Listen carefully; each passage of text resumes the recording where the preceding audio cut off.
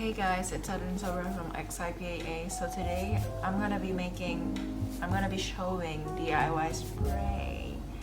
So this might look simple, but it's actually very useful thanks to bernoulli. So I'm gonna show you the parts and the function. So this is where you blow the air, and then this is where the water comes up, and then it becomes a spray when you blow it. So first I'm going to combine these two straws together with glue.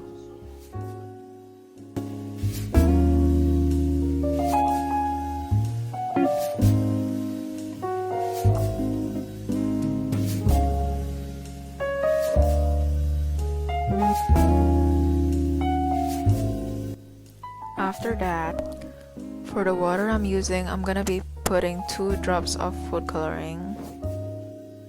The food coloring is to help us see the water clearly.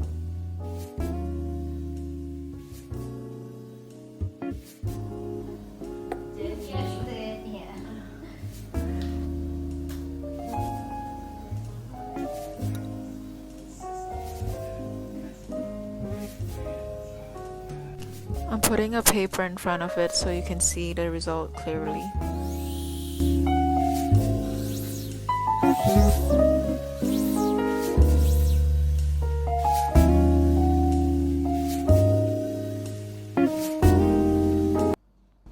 So a tip in making this experiment is you need to glue this straw right here lower, so it's like right there lower, making the output of the air we blow smaller, and so that the air is faster and the pressure lowers.